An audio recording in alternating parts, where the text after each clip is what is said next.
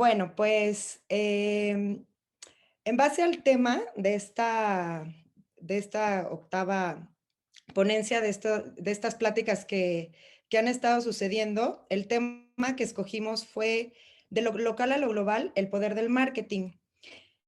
Eh, Voy a empezar con esta frase que representa, bueno, ya escucharon a Marimar un poco todo lo que he estado haciendo en estos últimos años. Pero bueno, esta frase me gusta mucho porque de alguna forma resume lo que he estado practicando, es como mi filosofía. Está escrita por Carlos Fuentes, que creo que todos conocen. No hay nueva creación que no se sostenga sobre la tradición, de la misma manera que no hay tradición que perviva sin la savia de la creación. ¿Por qué pongo esta frase?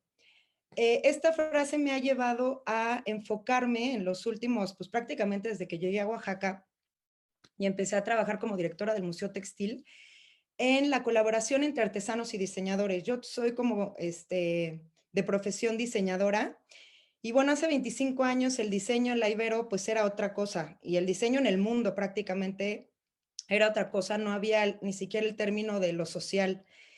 Y bueno, todos estos años he estado utilizando esta filosofía y esta práctica en todos los proyectos en los que he trabajado como facilitadora, como conectora entre el mundo del diseño y el mundo de los artesanos. He trabajado en muchísimos proyectos distintos, con diferentes culturas, inclusive en el exterior, en la India y en Ecuador. Y en todos los proyectos en los que he estado trabajando he utilizado esta práctica y esta filosofía del diseño social. Pero bueno, pues igual van a decir qué es el diseño social. De hecho, el diseño no se le tendría que aumentar la palabra social, ya por lógica y por ende tendría que ser social. ¿Por qué? Porque el diseño como práctica se supone que nació para favorecer a los seres humanos. Pero este diseño nace de hecho como una alternativa en contra del diseño que nace en Occidente hace muchos años y su fundador o su fiel defensor es Víctor Papanek, un austriaco que vivió en Estados Unidos, y él es el primero que empieza a hablar sobre este diseño. Entonces, bueno, les escribí aquí un poco las bases del diseño social. Es la responsabilidad social en la práctica del diseño, se basa en los principios éticos y estrategias de innovación social. No es filantropía ni caridad. El diseño social también es hacer negocios y crear mercados, pero para beneficiar a las personas y desde las personas. Nace, como les decía, en contraposición al diseño orientado a fines meramente comerciales y busca un bien común y no favorece lo individual y lo personal. Este diseño trabaja en la dinámica humana a nivel de sistemas, con una profunda comprensión del contexto, creando las condiciones para el éxito. Se basa en la creación de soluciones y no en la creación de nuevas necesidades de consumo. El diseño se suponía que había nacido para crear soluciones y lo que ha creado son más problemas para obviamente convertirnos en seres dependientes del diseño y no en seres autónomos. No reproduce las mismas metodologías, utiliza un discurso y desarrollos propios, basados en el contexto propio del proyecto que se está trabajando. Es un diseño cooperativo, comunitario, basado en la inteligencia y en la participación colectiva y en la co-creación, es decir, celebra la diversidad y las diferencias, no lo individual, y busca la construcción de relaciones sólidas y compartir el conocimiento. Entonces, bueno, este tipo de diseño, como verán, pues bueno, va a ir muy de la mano a lo que yo quiero abordar en esta plática, que es la ética y la responsabilidad social en el marketing. En estos años que llevo trabajando con artesanos y con muchos grupos, cooperativas y con muchos diseñadores, artistas y conectando estos dos mundos, me he dado cuenta que hay bueno, más que me he dado cuenta, hay algo que está sucediendo ahorita en el siglo XXI que hace 10 años, 15 años cuando yo llegué a Oaxaca, no, ni siquiera era algo como que estaba tan en boga, que era esta colaboración entre diseñadores y artesanos para desarrollar nuevos productos que puedan satisfacer a un mercado contemporáneo. Los diseñadores, inclusive cuando yo estudié diseño textil, tuve una clase de diseño artesanal y punto. y en realidad nadie sabíamos mucho de qué estaban haciendo los artesanos, cuáles eran las culturas indígenas en nuestro país, qué estaban haciendo, cómo se vestían. Y fue gracias a varios viajes que hice a Oaxaca y a Chiapas que descubrí y me enamoré de eso, y es una de las razones por las cuales me vine a vivir a Oaxaca, porque yo quería conocer, pues, con mayor profundidad todo este, pues toda esta riqueza y toda esta diversidad cultural de nuestros pueblos indígenas y obviamente enfocada más en el textil. Durante todos estos años me empecé a dar cuenta desde que estaba yo en el Museo Textil que más y más diseñadores y emprendedores llegaban pidiendo información para trabajar con artesanos. Y bueno, pues hace muchos años no teníamos tanta información ni tanta experiencia, ni había tanta demanda de estos productos, pero hoy en día es pues impresionante. Y no nada más en México, en todo el mundo. Y bueno, mi teoría es porque la gente pues ya está un poco harta, ¿no? De la tecnología, del consumismo, del fast fashion, de pues, ¿no? De todo lo que está hecho de manera producida de manera masiva y la gente quiere regresar a lo hecho a mano, a lo hecho artesanalmente, a la producción en pequeña escala, a las cosas que tienen una historia que contar. Los productos hechos en una empresa industrial, pues no tienen mucha historia que contar porque los hizo una máquina. El operador la programó, pero la hizo una máquina finalmente. Estos textiles los hacen personas, con una historia, con un contexto, con emociones, con ¿no? Retos, sueños. Y entonces esto te habla de algo que está conectado con el ser humano y lo que los seres humanos queremos hoy en día es conectarnos con nosotros mismos y con los otros seres humanos. Entonces me empecé a dar cuenta de esta necesidad de la gente, ¿no? De consumir y de acceder a estos productos. Y los diseñadores también se empezaron a dar cuenta que había un nicho de mercado muy importante y muy fértil, que era pues ir, conocer artesanos, trabajar con ellos y crear nuevos productos artesanales.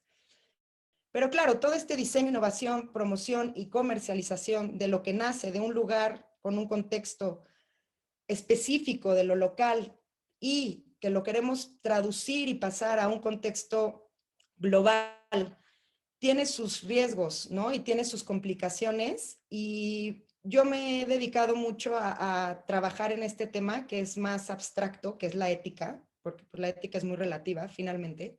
Aunque hay principios básicos en la ética, pues es muy relativa, ¿no? Y también dependiendo de la cultura con la que trabajas, lo ves de una forma y de otra.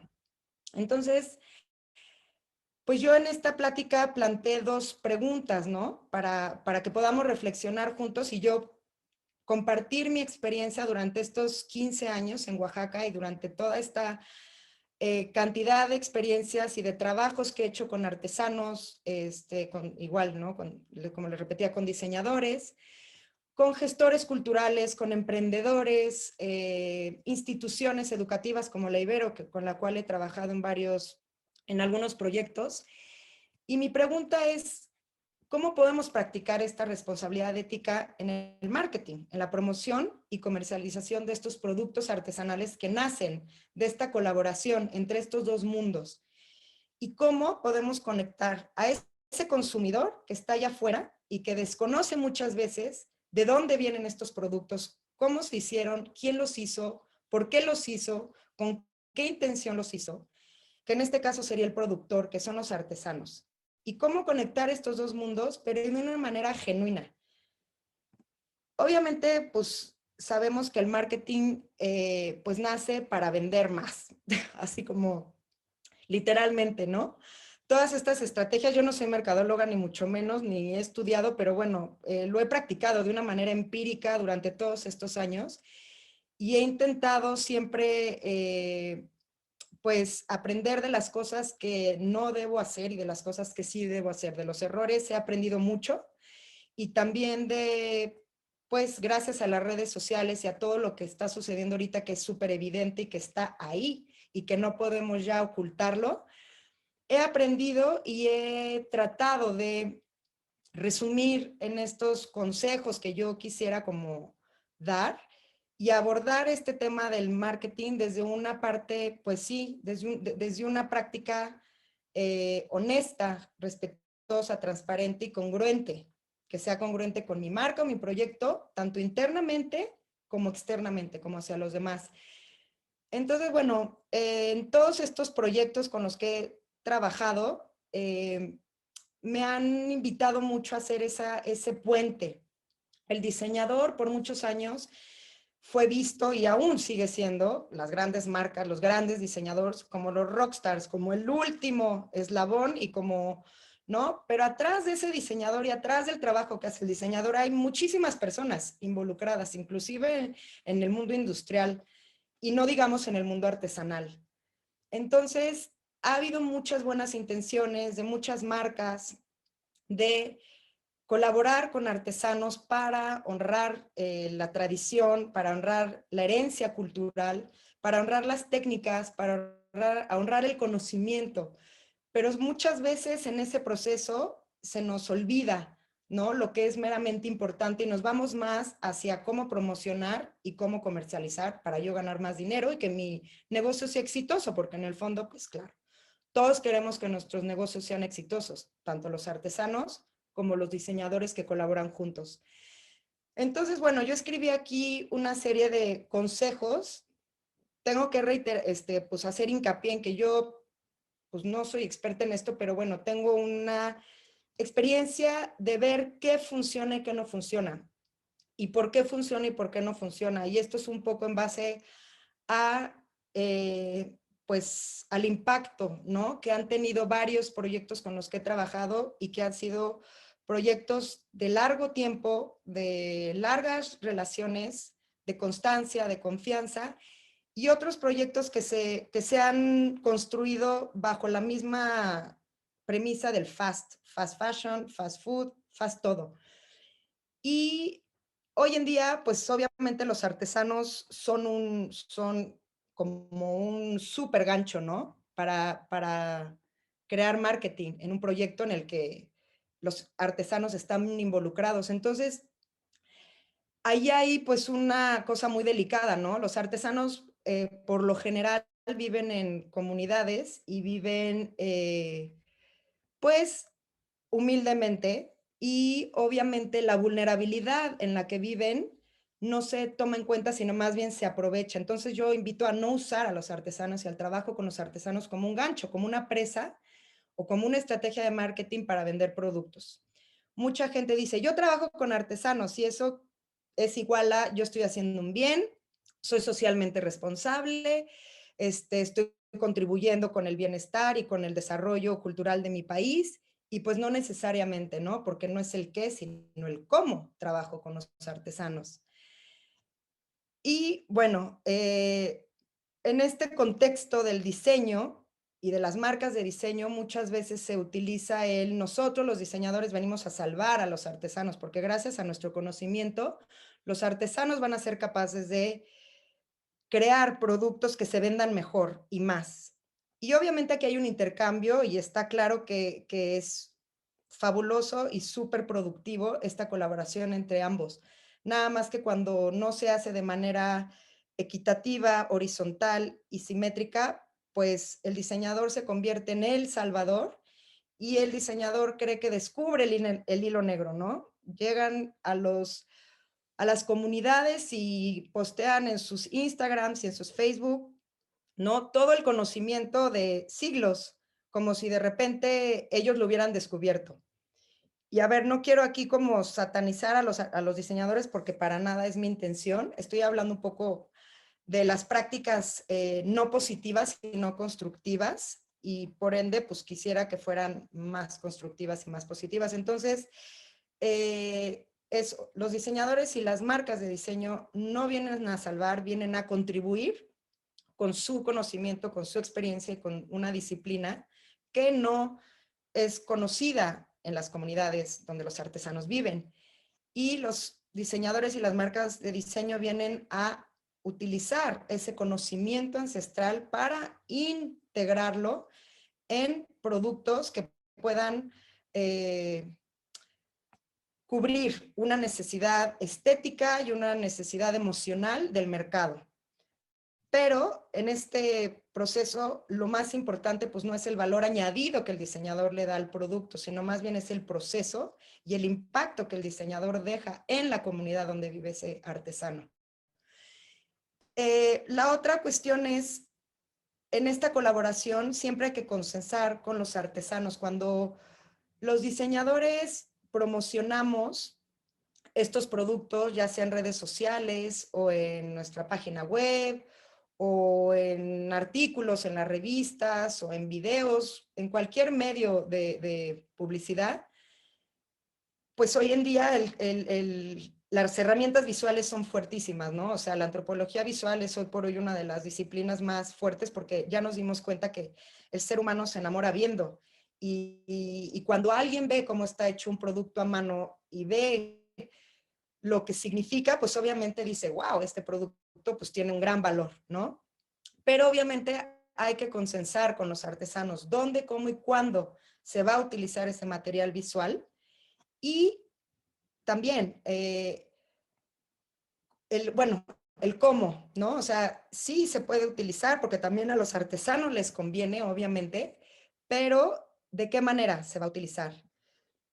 Y bueno, otra de las preguntas que yo quería abrir como para una reflexión, en toda esta práctica de la promoción y la comercialización, pues hoy en día todos los diseñadores, inclusive ya los artesanos utilizan estas palabras de moda que le llaman buzzwords en inglés, que yo siempre invito a no utilizarlas o evitar utilizarlas pues sí. ¿Por qué? Porque hay palabras que ya están totalmente, pues, quemadas y que muchas veces la gente las utiliza sin saber realmente qué significan y sin estar practicando realmente lo que dicen. Por ejemplo, esta cuestión de yo ayudo a los artesanos y estoy apoyando a los artesanos y los estoy empoderando, pues te refieren a una práctica paternalista y a una simetría de poderes. Es como ver hacia abajo al otro, ¿no? Yo soy el que te vengo a ayudar porque yo soy el que tiene la solución y tú eres el que necesitas que yo te ayude. Una cosa es venir y decir, yo vengo a trabajar contigo porque juntos podemos crear algo mejor, más fuerte, más sólido y que nos convenga a los dos, ¿no? Y no te ayudo porque tú no puedes solo. Y el empoderamiento, a mí esta palabra en particular me suena y me refiere como a, pues tú no tienes el poder, lo tengo yo, entonces yo te voy a dar el poder, ¿no? Tú no eres capaz de desarrollar tus capacidades, yo voy a venir a dártelas.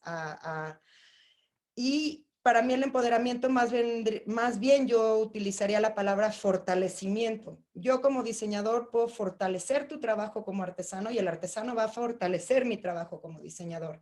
Y ahí la simetría se convierte en una simetría de poderes. Otras dos palabras que utilizamos muchísimo en el marketing, comercio justo, fair trade y sostenibilidad. Todo el mundo las usa, en todos lados y ya, bueno, hasta Coca-Cola la usa. Y en realidad esto no debería de ser una opción ni un lujo. Yo, desde mi humilde perspectiva, debería de ser una obligación. O sea, hoy en día ya ningún proyecto debería no contemplar el pagar justo a la gente y el que un proyecto sea sustentable a largo plazo sin considerar la ecología, la economía y a los seres humanos. Entonces, bueno, yo en todas mis consultorías y en todos los proyectos con los que trabajo y a los diseñadores siempre les digo, traten de no usar estas palabras porque además el que las usa muchas veces las usa porque las necesita poner para jalar clientes.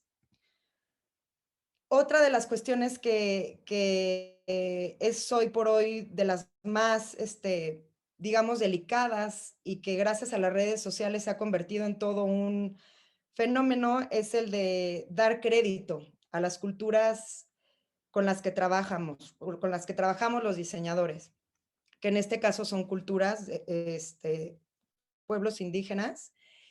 Y no es lo mismo que yo diseñe una pieza que está hecha en una máquina a que yo diseñe una pieza que está hecha por una persona.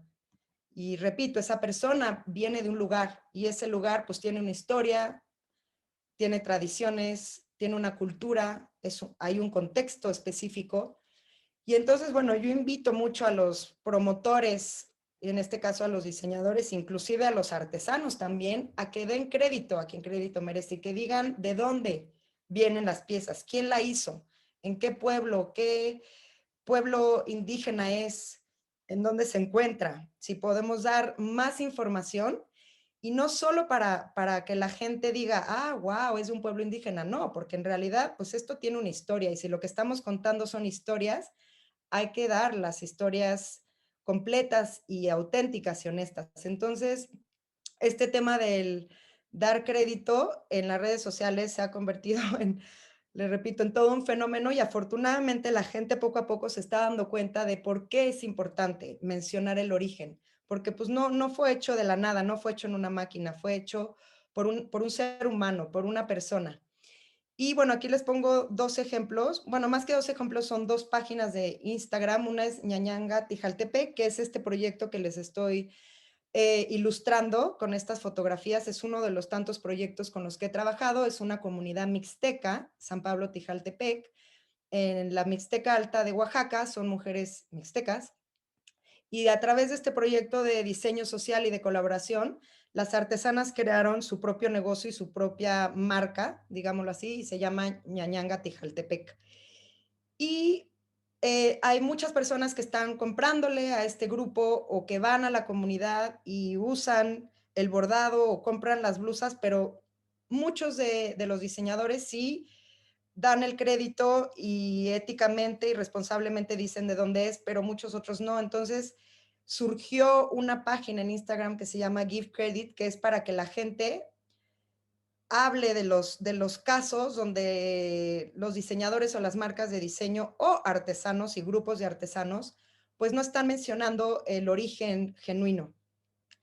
Yo la verdad no soy fan de la denuncia, aunque sí soy un poco subversiva, debo confesarlo, pero no me gusta estar atacando a las marcas ni a los diseñadores ni en mi Instagram ni en mi Facebook, porque yo más bien voy por el lado de dar buenos ejemplos y de siempre estar impulsando a los artesanos y a los diseñadores a que sean más creativos, porque siempre va a haber copias, las copias han existido toda la vida. Lo que pasa es que a través de que el diseño se involucra en esta práctica de la artesanía, empiezan a haber este tipo de amenazas de los diseñadores que si me copió o no me copió, o los artesanos, ¿no? Que se han metido en ese mundo de la copia.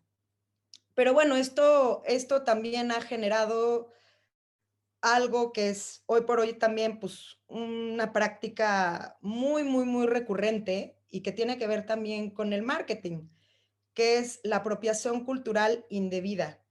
Entonces, bueno, yo invito a los diseñadores y a los artesanos y a cualquier promotor, gestor cultural a que no la practique, porque esto es el plagio, digamos que es como la apropiación cultural indebida en extremo. La apropiación cultural es utilizar elementos de otra cultura e integrarlas a mi cultura. Pero obviamente la apropiación cultural indebida se da cuando las dinámicas son asimétricas y cuando las prácticas son coloniales. Es decir, cuando una cultura dominante va en contra y pasa sobre una cultura oprimida. En este caso ha habido pues muchísimos casos, muchos casos que cada día son más sonados. No voy a decir marcas, pero grandes marcas muy conocidas que como se dieron cuenta que hay una moda, pues dijeron, ¿cómo vamos a hacerle para vender más? Bueno, pues hagamos lo que la gente quiere y si lo que la gente quiere hoy en día son textiles artesanales, pues vamos a este mundo del textil artesanal y copiemos, ¿no? Entonces, esta práctica que no es ética tiene un impacto. ¿Por qué? Porque los artesanos que están en sus comunidades elaborando estos textiles que ni siquiera fueron hechos para un comercio exterior, ni para un turismo, ni para vender a través de internet, fueron hechos para usarlos, para autoconsumo. En los años 60, cuando el campo se viene abajo en México y hay un boom del turismo, pues los artesanos se dan cuenta que la manera de generar economía pues es vendiendo sus artesanías. Y entonces empiezan a producir textiles para la venta fuera de sus comunidades. De lo local sale al mundo. Y obviamente los diseñadores pues son parte, ¿no? De esto. Y quiero reiterar que no todos los diseñadores llevan a cabo estas prácticas no éticas, ni no todos los artesanos también. Por ser artesano no quiere decir que todo lo que hagan lo hacen bien y que sus prácticas sean todas éticas. Es general, nada más que si estamos hablando de un mundo en el que el diseño viene de una cultura dominante y la artesanía viene de una cultura oprimida. Entonces, este tema de la apropiación cultural indebida, pues es algo que ha hecho que pues los diseñadores empiecen a copiar, a plagiar prendas que tienen un origen, que tienen una historia, y como en este caso la mujer de la izquierda es una mujer mije de la comunidad de Santa María, perdón, aquí puse un grave error, es Santa María Tlahuitoltepec Mije, una disculpa. Es que hay otra población que se llama Santa María Zacatepec, pero esos son triquis de la Mixteca. Una disculpa, es Santa María Tlahuitoltepec Mije. Esta blusa, que es tradicional y original, es bordada y confeccionada ahí, en Santa María Tlahuitoltepec. La usan todos los días las mujeres de esta comunidad. Y una marca de diseño francesa tomó esta blusa y la plagió y la mandó a maquilar en la India, bordada y confeccionada en la India, y la comercializa con la marca. ¿Esto qué genera? Desconcierto en el consumidor, porque el consumidor la ve y pues cree que está hecha por esta marca, no sabe ni siquiera que es de Oaxaca, que esta blusa la usan las mujeres porque pertenece a su indumentaria tradicional, cómo está bordada, qué significan las estrellas que tiene el bordado.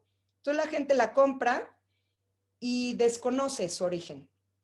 Y esto hace que haya una malinformación de estos productos. Las historias que se cuentan no son las correctas, son erróneas, son falsas. Entonces, pues, para mí esto es como el resumen, ¿no? De lo que el marketing mal encaminado y mal utilizado ha generado para vender más, para tener más clientes, pues la gente ha llegado a eso, no a copiar, es lo más fácil, en vez de ir a la comunidad, investigar, trabajar con los artesanos, interesarse por su cultura, por sus técnicas, por sus procesos, pues lo más fácil es copiar. Y hoy en día con el internet ahí a la mano y con las redes sociales abiertas, pues es mucho más fácil. Entonces, bueno, pues estas son algunos, digamos, prácticas que existen hoy en día en este mundo del diseño y de la artesanía, y que nuevamente yo las abordé desde el tema negativo, pero hay muchos diseñadores utilizando las estrategias de marketing correctas, idóneas, éticas, y han hecho un gran trabajo por darle voz a todos estos artesanos, a todas estas culturas que de alguna forma están todavía invisibilizadas y que gracias al Internet se han vuelto visibles y han tomado voz. Pero bueno, para mí este trabajo de guiar y de invitar a las personas que estamos detrás de la computadora con estas herramientas poderosísimas que son las redes sociales, las páginas web, los blogs y demás, que las utilicemos de una manera, pues sí, ética, ¿no? Para que realmente este trabajo, pues, pueda seguir existiendo, porque esto puede estar en riesgo si no se utiliza de una manera correcta. Y para terminar, no sé cuánto tiempo llevo, pero ya es el final de mi presentación. Puse esta frase que a mí me encanta de Lina Bobardi, una arquitecta brasileña que trabajó mucho con comunidades indígenas en Brasil y que lo leí en un libro que se llama el, el arte de los objetos, de Luján Cambariere. Luego se lo pasaré a Lynn por si lo quieren leer, es precioso.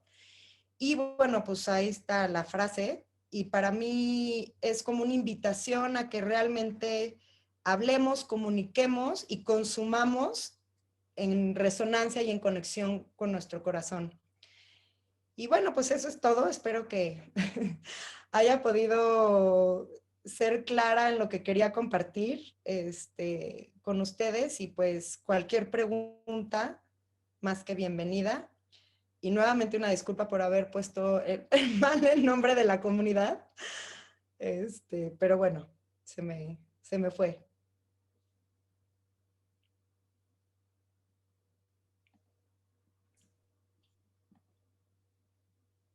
Muchas Muchas. gracias.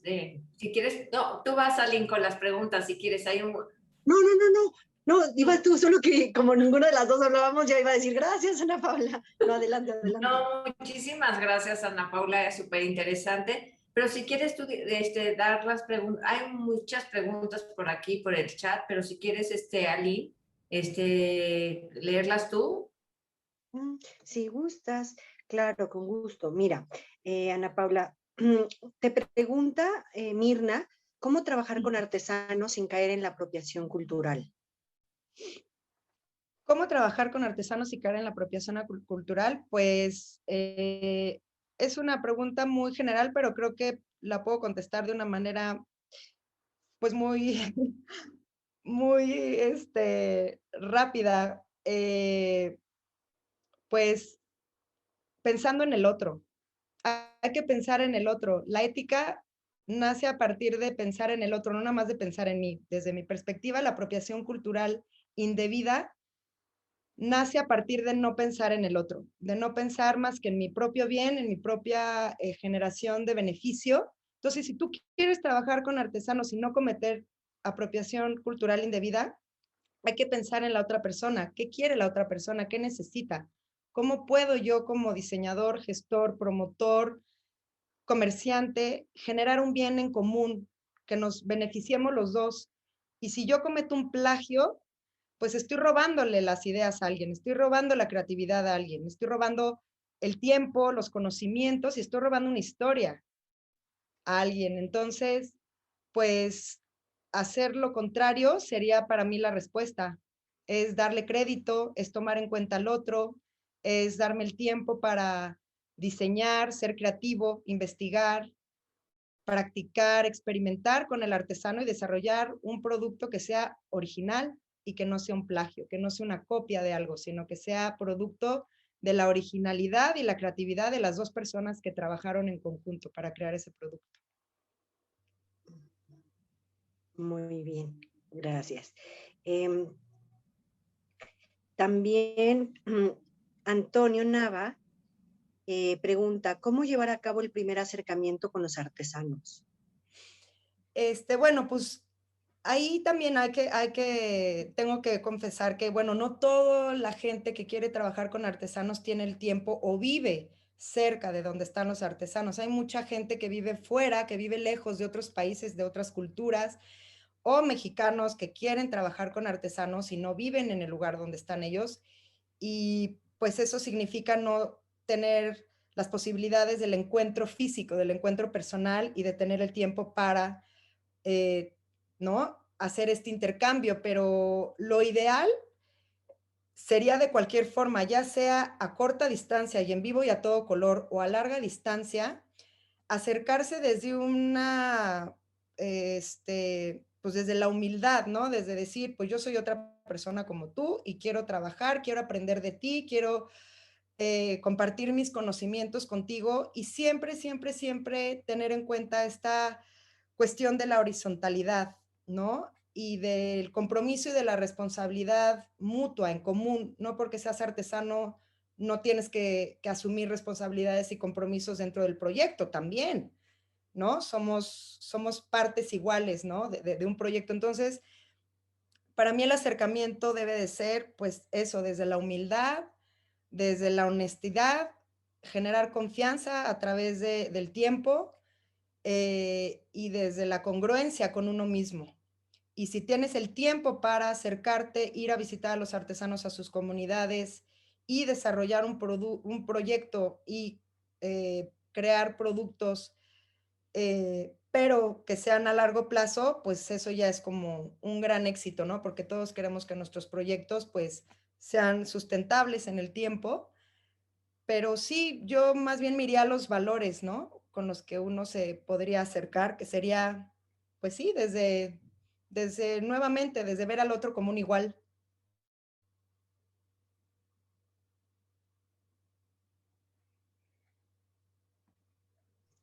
Aline, creo que está apagado tu micrófono.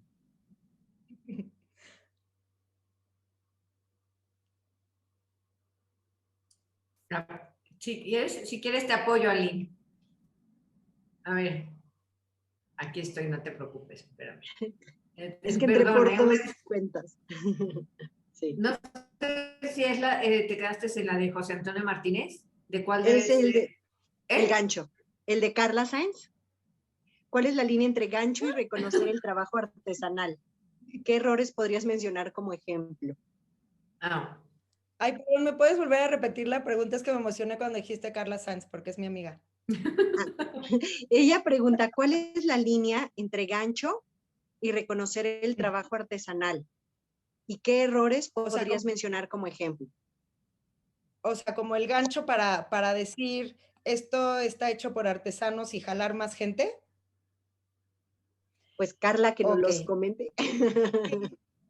Bueno, la diferencia, obviamente no se trata de no mencionar que estás trabajando con artesanos. Obviamente, pues sí, hay que mencionar qué estás haciendo y ser transparentes. No quiero decir que la gente no mencione qué está haciendo. Lo malo es cuando lo que dices no es congruente con lo que haces. Si tú dices que trabajas con artesanos en un proyecto de diseño social colaborativo, que diseñan juntos, y tú lo que estás haciendo es usando a los artesanos como mano de obra, estás haciendo maquila, diseñas desde tu escritorio, ni siquiera conoces a los artesanos, pues no es congruente, no es una cosa igual a la otra. Entonces, decir que estás trabajando con artesanos y que colaboras con ellos cuando no lo estás haciendo, pues no es ético. Entonces, esto lo que genera es que la gente, pues yo sí pongo en mi Instagram que trabajo con artesanos y produzco productos socialmente responsables y conscientemente producidos y les pago bien y tenemos una relación muy armoniosa y no lo hago, quién me va a... O sea, la gente me va a creer porque yo lo puse en mi Instagram, porque yo lo puse en mi página web, yo lo puse en mi Facebook. Entonces, claro que la gente me va a creer. Pero hay gente que sí hace eso, sí colabora con artesanos en proyectos de diseño social, comunitarios, colectivos, de beneficio común, y la gente también le cree. Entonces, todo esto, el diseño social lleva mucho tiempo, mucho trabajo, porque obviamente no va a lo rápido, no va a lo fácil, va a darte el tiempo para colaborar con la gente. No me gustaría decir ejemplos, la verdad, Carla. No me gustaría dar ejemplos porque no soy partidaria de evidenciar marcas que conozco muy bien y que incluso yo fui, bueno, no yo, la cooperativa con la que yo trabajaba fue de alguna forma víctima, ¿no? De una marca utilizando su nombre, diciendo que colaboraba con ellos cuando no es cierto. Y esta cooperativa pues ya era muy famosa, iba a ir a la Feria Internacional de Santa Fe. Y este tipo de cosas, pues a la larga, lo que generan es también desconfianza en los artesanos. Entonces muchos artesanos ya no quieren trabajar con diseñadores porque dicen es que los diseñadores nada más vienen a explotarnos, nada más vienen a usarnos, nada más vienen a, ¿no? Y en realidad no es así. Hay muchísimos diseñadores que están trabajando de una manera totalmente ética y correcta. Entonces, por unos, otros salen, digamos, quemados, ¿no? Entonces, repito, no es no mencionar el trabajo con los artesanos, sino si lo mencionas, realmente menciona lo que estás haciendo, sé transparente. Y si mejor, y si estás haciendo maquila, usando a los artesanos como mano de obra y estás plagiando y estás copiando, pues allá tú, mejor no digas nada, ¿no? Mejor di que estás haciendo negocio y está bien, cada quien hace el negocio que quiere, pero no utilizar el nombre y la vulnerabilidad de los artesanos para yo ganar más rating y para yo ganar, ay, Ana Paula Fuentes diseña con artesanos, qué linda es, qué buena, qué apoyadora, qué chingona diseñadora. Y si no lo estoy haciendo, pues no, no soy nada de esas cosas, mas sin embargo me puedo atrever a hacerlo y a decirlo y a ponerlo en mi Instagram y en mi Facebook. Entonces, pues esa para mí es la diferencia abismal. Bien, gracias. José Antonio tiene aquí una pregunta. Dice, ¿cuál debe ser el tratamiento de los derechos de autor de los diseños ancestrales? Y luego, bueno, hace varias preguntas. No sé si quieres que te vaya diciendo una por una. Si quieres contesto esta, Lynn, porque es una pregunta muy, muy interesante. La propiedad intelectual de las comunidades es colectiva. La artesanía no está hecha por una persona, la artesanía va, en la artesanía va intrínseca la sabiduría colectiva de un pueblo. Entonces, cuando tú quieres patentar o quieres darle digamos, propiedad intelectual de que esta artesanía fue hecha por tal persona, es imposible. O sea, y es más, no está alineada con la filosofía de lo que es un producto artesanal. Yo no estoy muy a favor de todo esto de la firma de autor de los artesanos, porque deja fuera muchos que estuvieron involucrados en la producción de una artesanía. Y no nada más son las manos, las múltiples manos y saberes que fueron involucrados, sino en sí, pues una persona se lleva el crédito por muchos otros, que muchas veces puede beneficiar porque eso fortalece a un grupo, a una cooperativa, a una comunidad, y definitivamente siempre hay gente pues que es mejor para hacer ciertas cosas. No quiero decir que todos son maestros artesanos, y hay artesanos que ni siquiera les importa, pero yo, después de 15 años de trabajar con artesanos y de estar viendo a muchas marcas y cooperativas que han querido invertir en eso, desde mi perspectiva es gasto de tiempo y de dinero. Porque al final, si uno como artesano se sigue superando, sigue aprendiendo, sigue innovando, sigue colaborando con otros, sigue siendo creativo, original, pues que le copien. Al final, el que tiene más resiliencia ante todo esto va a ser el que va a ser el que va a salir adelante. Y tú puedes patentar un textil y mañana le cambian una cosa y te dicen que no es el mismo textil. Y ya te invertiste no sé cuánto dinero y cuánto esfuerzo y no sirvió de nada.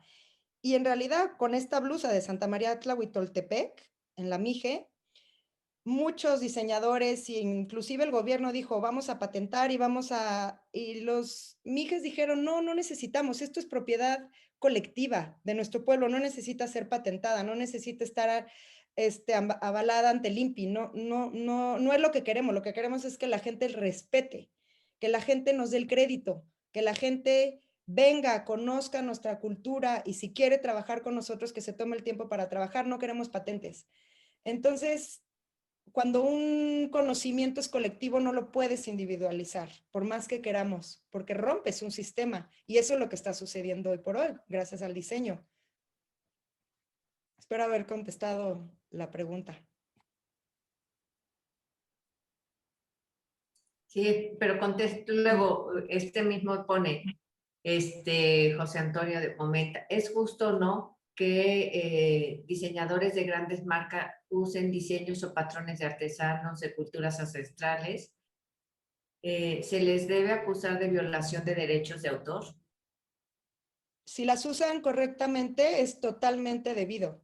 Si yo soy una gran marca y utilizo esos elementos culturales y los integro en mi colección, pero los hago en el lugar de origen por las personas que son las guardianas y poseedoras de ese conocimiento, doy el crédito, nombro el origen y les pago correctamente, por supuesto que es debido. No estás cometiendo ningún acto ilícito, estás simplemente utilizando elementos de otra cultura, pero los estás honrando y los estás dando a conocer de una manera honrada, honesta, genuina, transparente.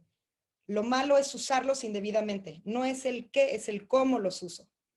Entonces, si las grandes marcas van a utilizar esos elementos sin dar crédito, maquilando en otros lados, sin tomarse ni siquiera el tiempo para investigar si este bordado es del Istmo, y tú pones que es de Tulum, pues imagínate, ¿no? Ahí sí, pues ¿qué respeto estás teniendo ante esa cultura? Entonces no tiene que ver tanto si es una marca famosa o no, es más bien cómo esa marca está relacionándose con esa cultura de la cual está apropiando un elemento estético, técnico e histórico a su colección. Entonces, para mí radica más en el cómo y no en el qué. Ok. ¿Va a salir o quieres que siga yo? Yo. Adelante, ¿sabes qué? Adelante, Mari, porque tengo un problema acá con la conexión. Ok. Gracias. Marisela Salazar comenta, ¿podrías dar algún ejemplo de marca o diseñadores mexicanos que lo han hecho bien, que son éticos? Sí, sí, los que lo han hecho bien sí puedo anunciar a muchos.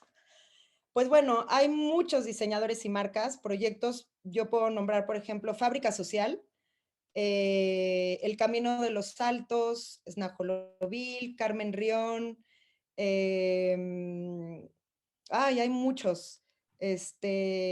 Ahorita se me va. Pero sí, sí, hay muchos que han hecho un trabajo realmente, pues bueno desde esta perspectiva, ¿no? Que han honrado este conocimiento y lo han integrado a su negocio de una manera pues muy ética. Sí, o sea, luego si quieren, si alguien quiere que le mande, con muchísimo gusto le puedo mandar un mail para que puedan ver ejemplos de muchos proyectos de diseño mexicano que han hecho, que son congruentes, porque para mí radica más en la incongruencia, ¿no? O sea, porque hay proyectos de diseño mexicano que hacen cosas padrísimas y es un buen proyecto en general, pero son un poco incongruentes en su comunicación, en su storytelling. Digamos que no es muy congruente. Entonces, Ok. bueno, pues esos no los voy a mencionar. Laura Pérez Álvarez pregunta, ¿qué debería hacerse cuando como diseñadora te das cuenta de que una comerciante contrata artesanos mexicanos para copiar una artesanía como por ejemplo las bolsas de Yahoo de Colombia? ¿Qué hacer como diseñador si te contrata una compañía para copiar una bolsa de otra cultura? Bueno, pues Sí. yo le digo gracias y me salgo por la puerta. O sea, si quiero ser realmente congruente, a ver, que no es fácil. No estoy diciendo que sea fácil, o sea, pero si realmente eres un diseñador y eres congruente con tus valores, y si tus valores son la honestidad y el respeto, pues definitivamente yo le digo, pues yo no lo voy a hacer. Contrátate a alguien más que quiera ser parte de tu negocio sucio.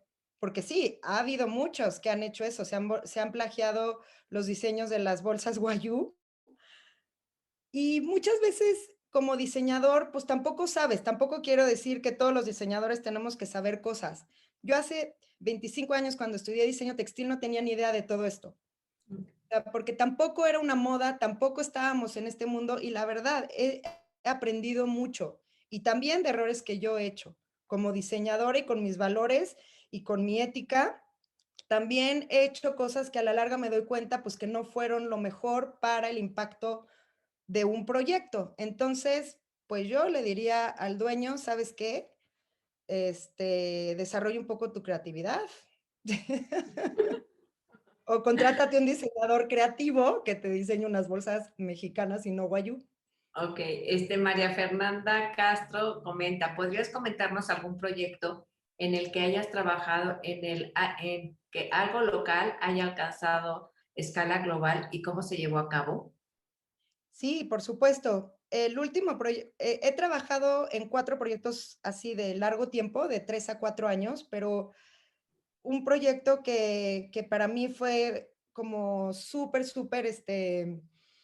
digamos que fue como mi maestría en este tema, aprendí muchísimo. Fue con la flor de Xochistlahuaca, precisamente el proyecto que decías, Marimar. Esta cooperativa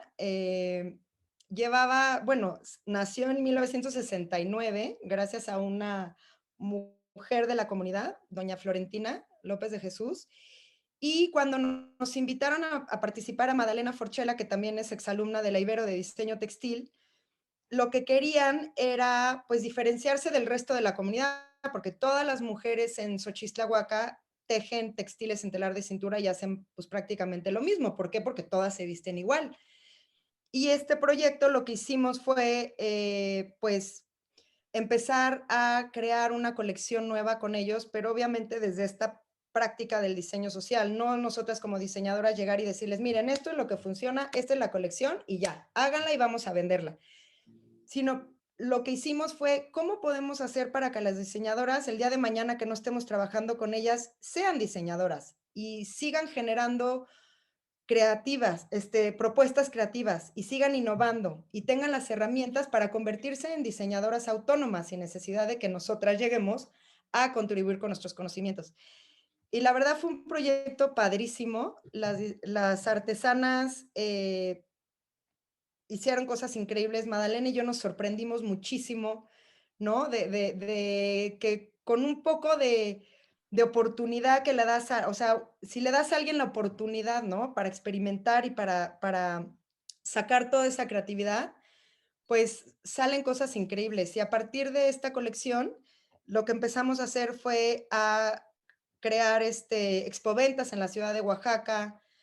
El Museo Textil de Oaxaca las invitó a otra expoventa, empezaron a poner sus productos en la tienda del Museo Textil, pues empezaron ahora sí que a ser muy reconocidas. Aplicamos para ir al International Folk Art Market en Santa Fe, fueron 2 años seguidos, y a mí lo que me gusta lo que me gustó de este proyecto y que luego lo replicamos en los otros 2 proyectos, fue que las artesanas siguen en su comunidad haciendo lo que a ellas les gusta. O sea, no hacen una colección de, ¿no? Como normalmente los diseñadores, primavera, verano, otoño y invierno, y este es el colorido, y estas son... No, ellas todos los días generan diseños nuevos que nacen de su propia imaginación, de su propia emoción en ese momento, con cierta estética que ya saben que funciona, pero aprendieron a generar un proceso creativo ellas mismas. Y pues de ese proyecto nació en el 2013 y hoy por hoy siguen creando cosas nuevas todos los días. Y ellas mismas les dicen a las marcas, ¿sabes qué? Yo no te voy a hacer una colección así, cómprame lo que tengo. Y pues esto es lo que yo hago y pues te conviene porque además vas a tener novedad siempre, ¿no? Entonces, para mí fue como cambiar el chip de lo que es el diseño a realmente uno como diseñador ser facilitador y ver que este intercambio de conocimientos, si se hace realmente de una manera equitativa, horizontal y simétrica, puede generar cosas como la flor de Xochistlahuaca, que siguen haciendo textiles padrísimos y que le gustan tanto a las mujeres de la comunidad como a la señora americana, o no. Y lo que generó este proyecto fue copia de las artesanas de la comunidad, lo cual ahí no es una apropiación cultural indebida. En las comunidades indígenas siempre ha habido copia y no es una copia como tal, es un grupo saca algo y todas van y hacen lo mismo. Es lo que siempre ha pasado. Y las que son más innovadoras y las que son más creativas, pues ahí van las demás y hacen lo mismo y ya lo ves en el mercado y lo ves en todos lados. Ahora, si esto nace de un proyecto de colaboración con diseñadores y hay una marca, pues entonces sí afecta a la marca, ¿no? Pero también tú como diseñador y como marca tienes que llevar y saber que el riesgo de generar conocimiento en una comunidad donde siempre el conocimiento ha sido colectivo, pues ni modo, ¿no? Tú estás dándole las herramientas a alguien para que esa persona las desarrolle en su comunidad, pues llevas el riesgo de que la gente copie, ¿no? Las propias artesanas. Entonces, este proyecto fue muy interesante porque me hizo ver pues todas esas dinámicas que no sabíamos que iban a suceder y cómo abordarlas y cómo relacionarte con ellas, pues fue también un reto, ¿no? Tanto para las diseñadoras como para las artesanas. Aline, si quieres continuar. Sí, Mari, yo tengo desde la pregunta de María Fernanda Castro en adelante, donde ella pregunta, en otra ponencia se hablaba que parte de la nueva definición de lujo es saber quién está detrás del producto que consumes, de la ropa que usas.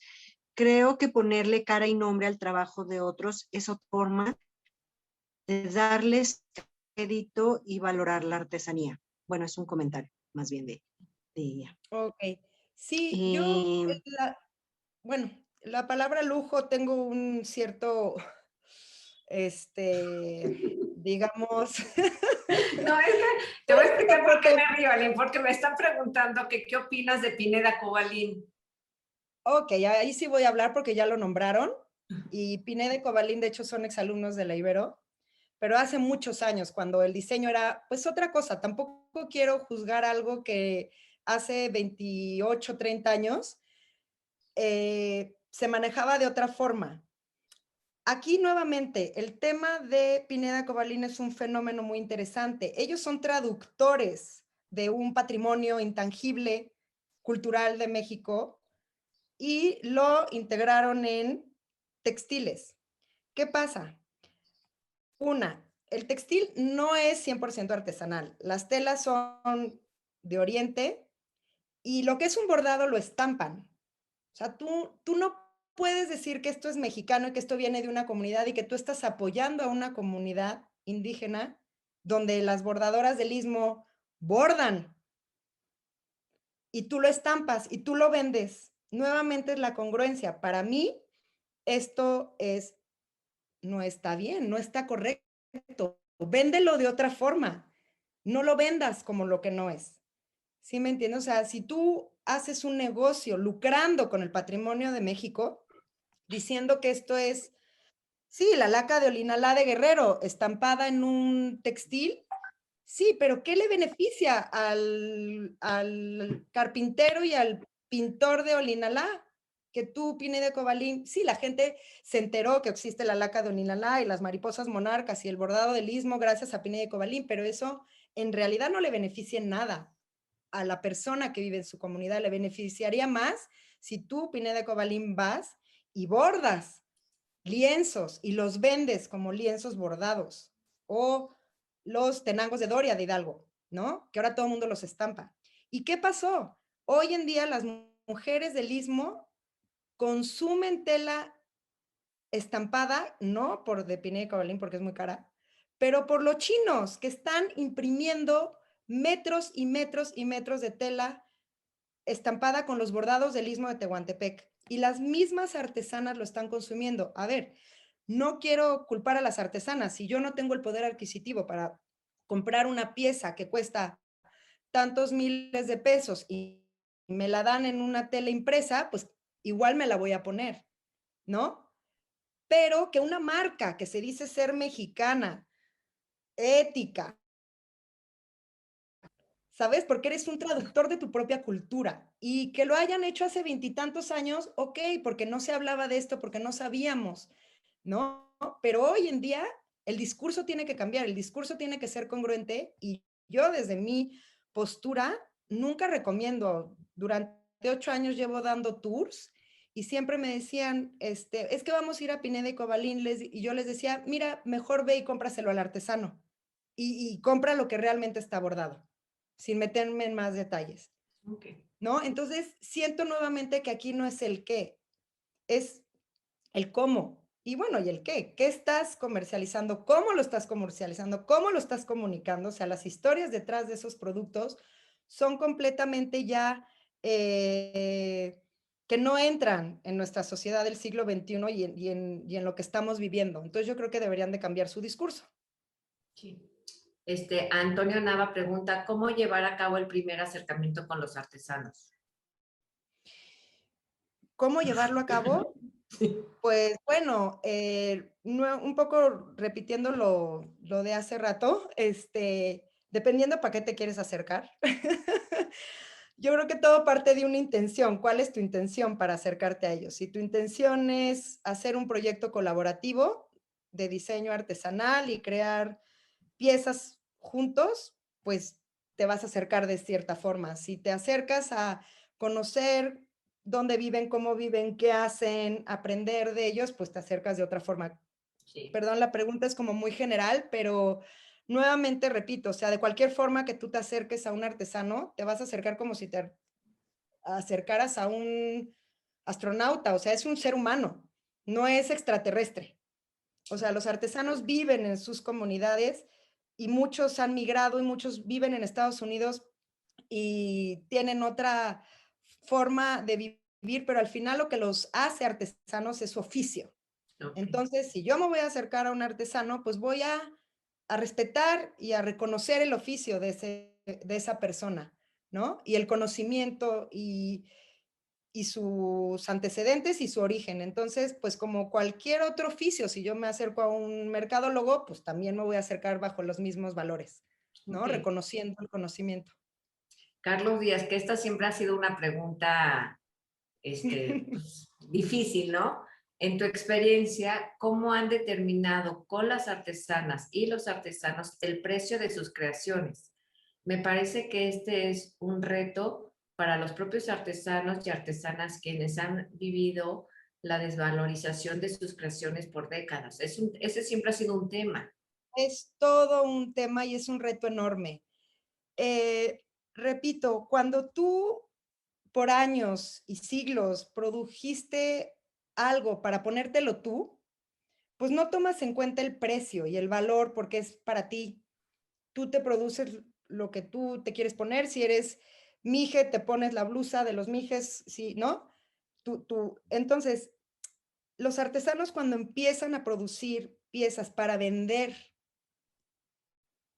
fuera de su contexto, de su dinámica comunal, comunitaria, que no es vender en el mercado ni a la vecina ni a la tía, sino a un turista o a una marca o exportar, ahí viene la cuestión. Y la otra es si estoy trabajando con una marca o con un diseñador y estamos haciendo este proyecto en conjunto, ¿cómo establecer un precio? Nosotros hemos llevado varias o diferentes procesos, siempre tomando en cuenta cuál es el precio que se maneja en la comunidad para no crear una competencia desleal. Definitivamente, siempre hay que respetar eso. Hay algunas marcas o proyectos que toman en cuenta las horas de hacer, ¿no? O sea, muchos elementos, que es muy importante porque así el artesano o la artesana se pueden dar cuenta del valor y el tiempo que lleva. Pero al final, para ser un poco más breve y más directa, el reto está en cómo lo vamos a hacer para ganar todos. Ese debería de ser la cuestión, ¿no? ¿Cómo le hacemos? Hay miles de formas. Cada quien lleva las suyas, cada quien maneja sus propios métodos y demás. Pero ¿cómo le vamos a hacer para que tanto el artesano como el diseñador ganemos? Y el intermediario y ¿no? El que lo va a revender. Entonces, para mí es una cuestión de inicio, dejar bien claro, esto es un proyecto en el que tenemos que salir ganando todos. Si yo puse más tiempo, yo puse más compromiso, más responsabilidad, bueno, pues me gano más. Si yo puse menos, me gano menos. Pero proporcionalmente tenemos que ganar igual de bien, ¿no?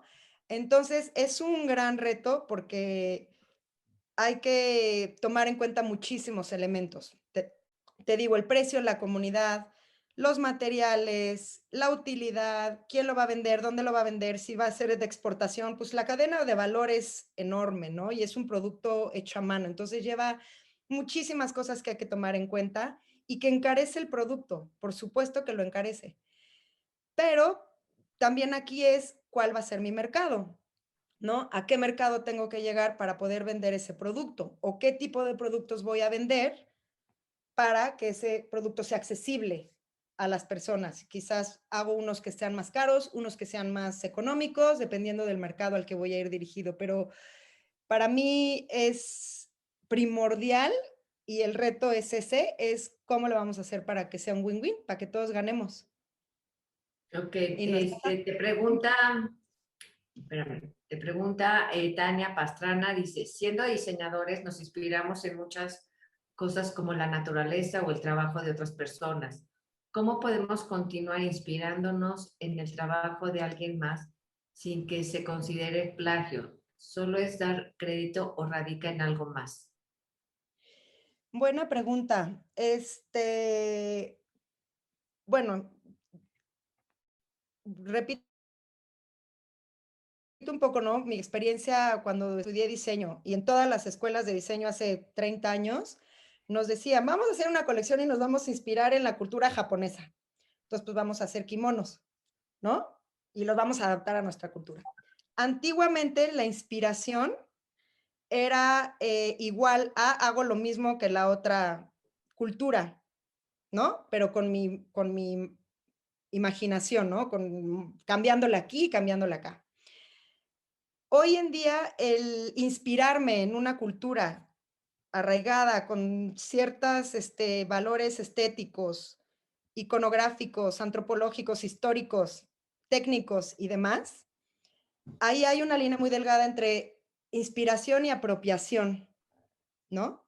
Entonces, si yo consenso con el artesano que lo que yo voy a hacer está inspirado en su huipil, o en su rebozo, o en su enagua, o en su...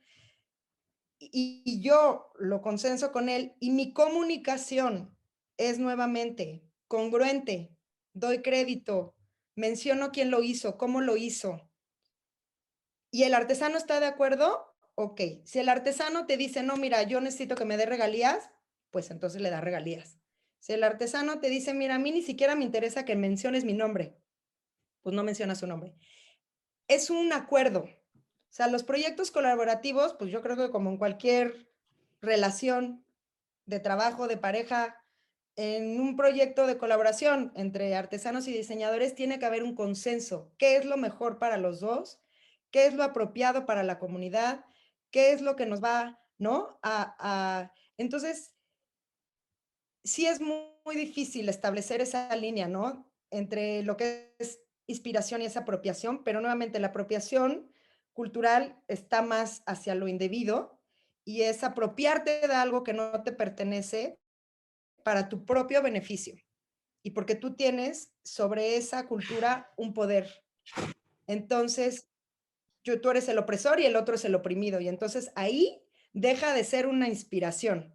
Tú estás utilizando al otro para tu propio beneficio. Y eso es un poco lo que le decía, ¿no? A Carla, que es yo utilizo a los artesanos para mi propio beneficio, no para el beneficio de ambos. Entonces, pues... Bueno, César Enríquez pregunta, quiero exportar artesanías y prendas a la comunidad europea. ¿Cómo contacto a los artesanos? ¿Hay alguna base de datos? No, pues que te contacte a ti. Bueno, hay una base de datos, pero, bueno, no quiero hacer corte comercial, pero bueno, yo dentro de las cosas que hago es precisamente enlazar a artesanos con diseñadores, pero para mí lo más fácil sería darle el contacto a alguien. Y no es que yo sea dueña de un contacto, ni mucho menos, porque pues no es así, ni existe eso. Simplemente es una responsabilidad. Yo después de estar 6 años en el Museo Textil me di cuenta que era una responsabilidad para mí como directora dar el contacto de alguien cuando esa persona iba a ir a esa comunidad y se iba a acercar a esos artesanos para producir un proyecto de maquila, ¿no? Y entonces yo como facilitadora, como conectora, estoy enlazando a dos mundos y de alguna forma, pues yo soy responsable de ese enlace.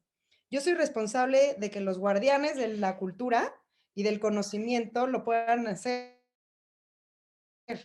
Entonces, el trabajo que yo hago no nada más es contactar artesanos y diseñadores y dar el contacto, es cerciorarme, ¿no?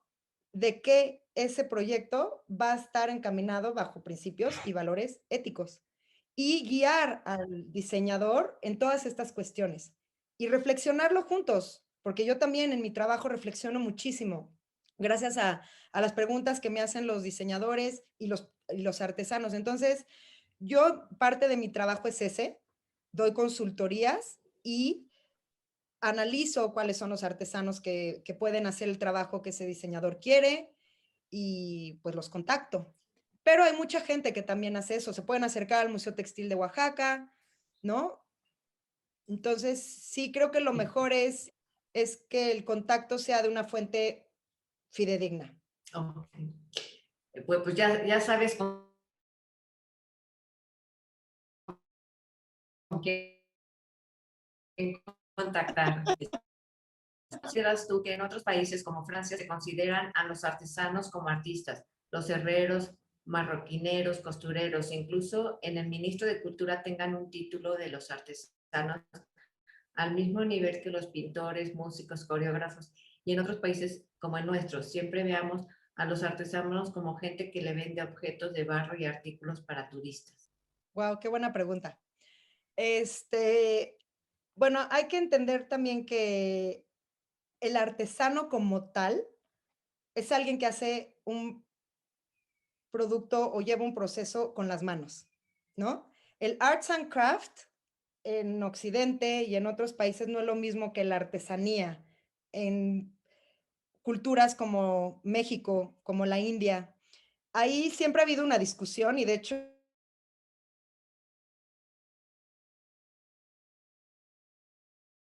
yo en el museo siento que el artista como tal, que es un poco lo que reflexionamos junto con los artesanos, es alguien que tiene una maestría en algo, o sea, que dominó una técnica o que es un maestro, un educador, un transmisor de conocimiento y que se compromete a transmitir ese conocimiento a la comunidad, a las nuevas generaciones y que no se apropie ese conocimiento para sí mismo.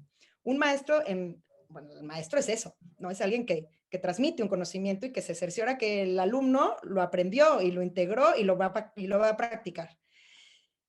Aquí en México, con este tema de los grandes maestros del arte popular que se les considera artistas y a otros no, es un tema muy difícil. La verdad es que no me considero como experta en esto ni dar la respuesta, pero eh,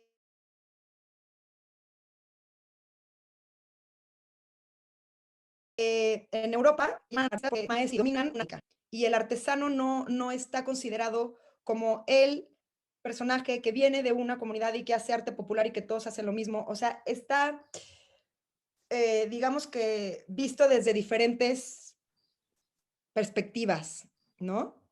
Y ¿cómo le llamas? ¿Artista o artesano? Yo todavía no tengo la respuesta. Y ni sé todavía cómo abordarlo. O sea, ha sido una discusión muy grande. Y Diego Rivera, Frida Kahlo trabajaron con muchísimos artesanos. Esto no es nuevo, esto viene de 20. Y ellos le llamaban artistas, ¿no? Y al artesano es el que sí, el que vende el souvenir en el mercado, el que reproduce en serie. Entonces, sí hay digamos, criterios para valorizar a unos como artistas y a otros como artesanos, pero siento que no es algo que esté muy bien definido en nuestra cultura y que hoy por hoy la gente le llama como quiere a unos y a otros o desde su propia, ¿no? Pero sí es un tema que habría que discutir más, ¿no? Y reflexionar, pero en el fondo también el título muchas veces es, digamos, como, pues sí, uno estudió una licenciatura y pues sí, hay que reconocer, ¿no? Que tienes una licenciatura, pero en el fondo puedes ser licenciado y ejercer tu oficio pues de una manera que no beneficia a nadie. Entonces, pues, ¿de qué te sirvió el título de licenciado, no? Para mí es el título más bien hay que ganárselo, pero en la práctica, ¿no? Si eres artista o eres artesano, pues, ¿qué más da si al final lo que estás haciendo realmente está generando un bien común en tu comunidad, estás preservando las tradiciones, cuidando la ecología, generando economía justa, ¿sabes? O sea, al final puedes ser un gran artista, pero pues ser un abusador, o ser un artesano y ser un abusador, da igual. O sea, el título es importante, pero no tanto desde la práctica abstracta. Ok. Oye, todos, bueno, hay muchísimos correos que te los vamos a mandar, Ana Paula, Sí, para que les mandes las empresas éticas, claro que sí. ¿no? Y Por también supuesto que sí. y que también tengan tu correo.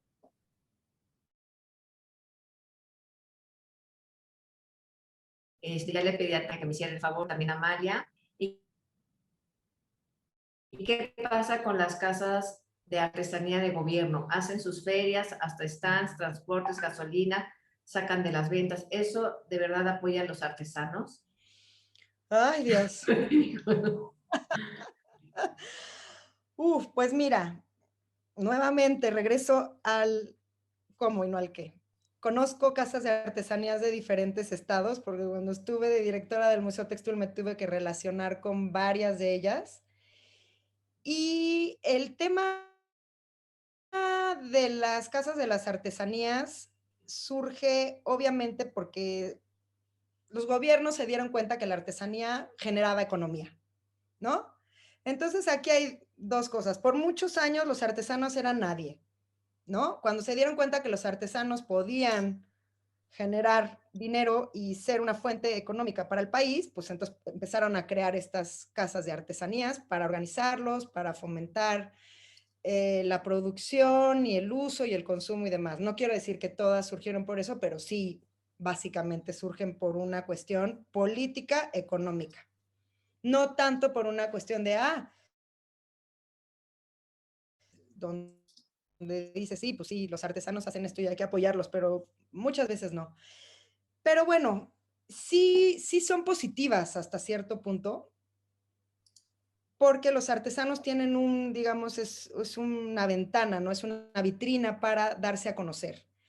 No se manejan de la mejor manera, conozco en carne y hueso experiencias, y lo puedo decir, no todas las casas de las artesanías, sino todas las instancias de gobierno que trabajan con artesanos y artesanías se manejan de la mejor manera por la burocracia, por los intereses, por el volumen de artesanos, ¿no? Y por mucho desconocimiento de cómo crear proyectos que realmente funcionen a largo plazo y no nada más para poner curitas durante los 6 años de mi gobierno, ¿no? Que normalmente se hace así. Pero, si no existieran, sería peor, ¿no? O sea, si no existieran, sería mucho peor. ¿Por qué? Porque miles de artesanos nunca hubieran tenido un espacio para vender sus artesanías. Mucha gente no hubiera tenido un espacio donde ir a comprar esas artesanías, donde conocer esas artesanías. Muchas casas de artesanías han hecho un gran esfuerzo por hacer una museografía y una curaduría y una exposición digna de los productos y de pagarle justamente a los artesanos y luego obviamente subirle para que haya una utilidad para la casa, ¿no? Para que se sostenga. Pero nuevamente, pues son diferentes experiencias, no en todos los casos se han manejado igual, pero bueno, si ya puedo ver lo positivo, pues sí, peor que nunca las hubieran creado. Nada más que sí podrían, evolucionar y adaptarse a las circunstancias del presente y pues nuevamente no usar a los artesanos como ganchos. Oye, muchas felicitaciones también a Lid en el chat Ana Paula, sí, por la conferencia. No sé si se me haya ido alguna pregunta más. Los artesanos tienen muchísimo que enseñarnos, trabajar con ellos es una colaboración de aprendizaje mutuo, totalmente de acuerdo. Aquí una de Fabi. La Expo Reforma Ciudad de México se programaba un evento de manos indígenas, Expo Artesanía, lamentablemente con cambios de gobierno ya no se realiza y era una gran plataforma para ellos. Sí, muchos de los programas de apoyo a la cultura y a la artesanía se vinieron abajo con el nuevo gobierno, desafortunadamente, y el COVID fue después. O sea, el COVID no es realmente, pero bueno, no me voy a meter en temas políticos, pero sí, esa expo funcionaba muy bien. Las cooperativas con las que he trabajado fueron varias veces, se les apoyaba de muchas formas y era una gran plataforma para los artesanos, incluso les daban etiquetas, tarjetas. Lamentablemente desapareció, espero que en algún momento vuelva a aparecer. Pues pues con eso ya no tenemos más que felicitaciones, Ana Paula. Muchísimas gracias. Aline, te cedo la palabra. La verdad es un placer oírte, súper interesante. Y todo este tema del diseño social, las artesanías, es para eso, para hacer una reflexión cada vez que compramos algo o que trabajamos con estas comunidades de personas maravillosas. Pues gracias a ti, Marimar, por la confianza para invitarme a hablar desde mis experiencias, desde lo que yo he podido aprender y de lo que siento que pues es importante, ¿no? Compartir para que pues sigamos aprendiendo todos juntos y reflexionando y pues sí, siempre pensar qué voy a decir, ¿no? Y cómo lo voy a decir, porque tenemos una gran responsabilidad como comunicadores, gran, gran responsabilidad. Exactamente. Entonces, para mí es, ¿no? Como la base de todo esto, es siempre, pues sí, hacerse esa pregunta. Sí, es parte de ser Ibero, yo creo. Pues sí, para mí los valores de la Ibero comulgo con ellos, definitivamente, y me alegra que que se estén renovando siempre. Eso la verdad lo aplaudo mucho porque pues sí, no estamos hablando de los mismos temas ni está sucediendo lo mismo que hace muchos años en todas las carreras. Se ha transformado todo, ¿no? Entonces, me alegra que siempre estén a la vanguardia y que siempre tengan muy claro pues que la autocrítica y la reflexión es básica, ¿no? En cualquier disciplina. Ahora sí. Pues Sí. Aline, Gracias. Gracias, Marimar y Ana Paula, pues todos los comentarios que están en el chat, no solo muchas preguntas, lo cual es sorprendente porque de verdad hubieron muchísimas preguntas muy interesantes, sino también muchos reconocimientos y agradecimientos para ti. Y por ello, pues nos vamos a tomar ahorita un minutito para agradecerte en conjunto justamente la Dirección de Egresados y Desarrollo Profesional y la Coordinación de la Maestría en Mercadotecnia y Publicidad otorga el presente reconocimiento a la maestra Ana Paula Fuentes Quintana, La señal. por la doctora María del Mar Sanzabú, Dirección de Egresados y Desarrollo Profesional, y su servidora, la doctora Lynn Moreno Ríos, coordinadora de la Maestría en Mercadotecnia y Publicidad.